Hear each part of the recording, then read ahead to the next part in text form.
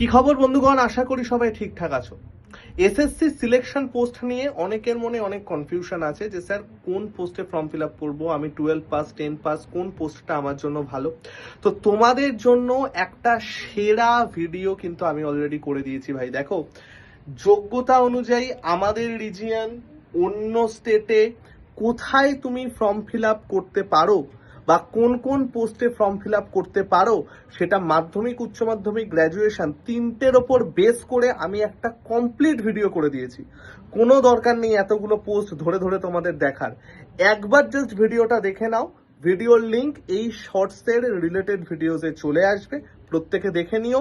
এবং প্রত্যেকে আমাদের এই যে নতুন চ্যানেলটা আছে না ভাই, এই নতুন চ্যানেলটা কিন্তু সাবস্ক্রাইব করে নিও যদি তোমরা এসএসসি এবং রেল, ব্যাংক সমস্ত কিছুর প্রস্তুতি বাংলা ভাষায় সেরা হিসাবে চাও। ঠিক আছে, চলো টাটা।